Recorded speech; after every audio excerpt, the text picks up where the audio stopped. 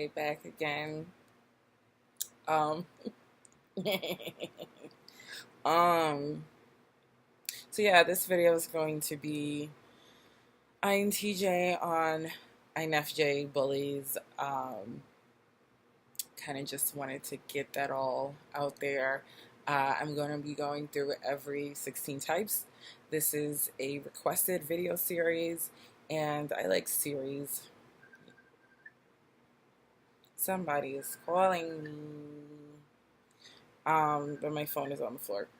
Um, so yeah, this is requested, and literally the next one is gonna be INTJ. So just letting everyone know, if you're like, hey, don't call me out, I feel seen. Trust me, I feel seen too. Um, okay, so let's talk a little bit about INTJs and our feeler brother sisters, INFJs. Like, we have so much in common. Um, I have my own theories on socionics, so I actually don't use socionics the way you're supposed to, because I actually find that instead of like flipping the last one, that I feel like things describe it more, or I feel like it's more accurate the way it is. So like the the way INFJs and INTJs communicate is really hilarious, and it's generally good. Um, we have a similar type of communication style. Um, we have a similar type of interest. But of course, things get a little lost in the sauce when it comes to introverted thinking versus extroverted thinking, and extroverted feeling versus introverted feeling, and priorities and just kind of like values get kind of wonky, right? I don't have a lot to say about an INFJ bully. Like, it's actually kind of hard to imagine an INFJ. You're probably like, what the hell is an INFJ bully? You know? And anyone can be bullied, because there's a book actually that I read, and it's like Violence for Writers. And I'll link it below if I can find it. But basically, it's the idea that everyone engages in violence. Everyone engages in violent behavior, although they may not engage in physically violent behavior. So, for example, it's like on the lower end of the spectrum is passive aggressiveness, and then assertiveness, then aggression, um, then aggression, then like actual like fights and fighting, physical fights, and then murder, right? And I would add past that serial or sadistic murder, because you'd be surprised out here. I mean, like, murder is the final step, but my point is that it actually gets worse. You know what I mean? So most people stay in this passive aggressive, assertive aggressive mode of operation, because violence, no matter what type of violence, we use violence to get ahead. Violence is the answer sometimes. And if you're wondering about me, I feel like I tend to stay in assertive. At times I can be passive aggressive, especially if it's like related to work. In my personal life, I tend to be assertive. But interestingly enough, being a woman makes it a little bit more difficult,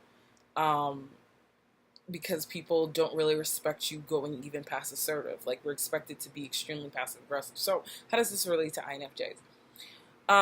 Being that they utilize extroverted feeling, introverted thinking, it's unlikely that they're introverts. It's unlikely that they're just gonna like jump from being passive aggressive to busting someone upside the head. You know what I mean? Like, that would take a long leap. Like, it could get there, just like anyone could get anywhere in the spectrum. You know what I mean? Let's say you're a cop and you shoot someone, right? And they're dead, right? And then you kick them. Now that's kind of sadistic. Like, you've already done what you needed to do. Now you're adding on to it. So we can all go up and down the spectrum, but for the most part, we tend to stay in 1 to 2 modes. So I tend to see INFJs as being in passive aggressive mode. When they get to assertive mode, it'd be a little scary. So, case in point, I had a situation where there was kind of pen pal person that I had that was an INFJ male. And he was a really nice, polite kid. He was very nice, very polite, overly polite.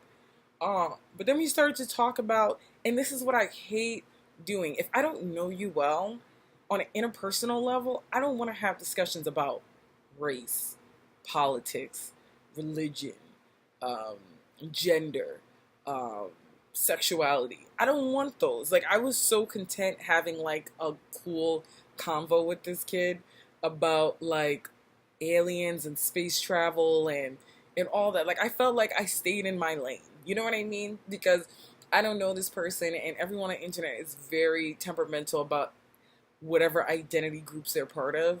So I wasn't even trying to go there. I was just trying to talk about nerd shit. I was trying to talk about nerd shit. Did not bring up anything regarding gender or race or anything because I don't want to go there.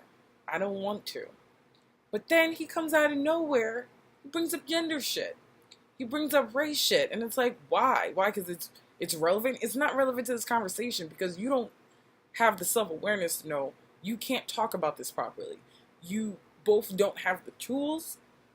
And also, you're coming from an extreme bias. We can't even talk objectively about it. Let's not talk about it. Let's drop it. He wouldn't drop it. So he had sent me some video, and it was basically, I can't even tell you what the video is now. It was like some guy on YouTube that swears up and down that black women shouldn't have children, and all sorts of crazy shit. Like, you know, definitely introverted thinking shit. Definitely. Like, stuff that's like conspiracy theory way out there, not generally accepted knowledge worth a damn. Just very like, yeah, this is what they teach you, but this is the real truth. As opposed to giving a myriad of sources on the same subject and allowing people to, you know, interpret it as they would. You know what I mean? So this dude was talking a lot of crap. Tell me why. I'm like, I logically cut it down. I was like, boom, point A, this is wrong because this, that, and the third. Boom, this is a logical fallacy. Boom, this is extreme bias. Boom, this is cognitive bias. Like, I was like, I read him very politely, just direct. Like, boom, boom, boom. This is wrong. This argument is wrong. This argument is unsubstantiated because of XYZ.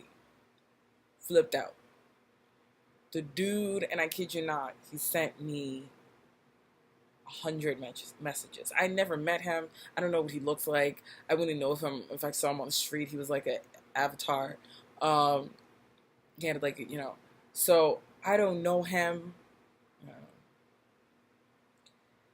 I don't know him from the hole in the wall. We had a nice exchange. Then all of a sudden, he had to flex on me. You know what I mean? And don't flex on me because if you're going to intellectually flex on me, come correct. Don't come with no crazy bias because you feel insecure. I have my insecurities too. That's why I said I don't want to talk about that stuff. I want to talk about nerd shit. If I come into the gamer group, let's talk nerd shit. Let's not talk all that other stuff because I know people can't handle it. So he sent me 100 messages, and I had to talk to my friend because like I didn't even like address the fact that he sent. I feel like that Ben Affleck meme. I didn't address the fact that he sent me 100 messages, and then my friend's like, you need to address that. Like, don't even read any of it. He sent me articles, links, everything, because he was projecting, and so he just went ham. And instead of like trying to counterpoint my point, he just threw a bunch of malarkey at me. 100 messages. Who doesn't wait for a person to process? You know what I mean? Like, I sent you one message, you responded with 100 messages. Why would you not, piece by piece, explain to me, allow me to process it? Treat me like a human, you know? The kid is fine. Like, we ended up he apologized to me, but I was like, I'm sorry, I was just shit going on. I was bullied. Like, he bullied me. Like, you liked my videos or whatever it may be, and then you want to bully me because you wanted to feel superior to a black female. And it's very clear that's what you were trying to do, and I didn't allow you to do that because why? Go away. Like, I don't want to feel superior to you. I just want to talk nerd shit. Why are you so crazy? So that was an example of an INFJ bully. The good thing about INFJs is that when you call them out, though, they're like, My apologies. I was wrong. Sorry. And I respect that. I so respect that. They won't even keep being defensive about it. Like, because, like, their ego is not so, you know. So they'll be like, oh, yeah, my bad. I'm sorry. I'm a fallback. You know what I mean? Something to that effect. I was like, it's cool. It's cool. So we didn't continue an ongoing conversation. It's just been very polite. And I'm just like, it could have been chill. If you just would have been chill. But that's my number one problem. People don't want to be chill. They don't want to be chill. So this is my tale of an INFJ bully. And do you have any tales of INFJ bullies? Because if so, let a bitch know. And I'm going to fill that INTJ bully because I just have to. Because people will be like, fuck you, bitch. Like, no, I totally know. I know. Bye, bunnies.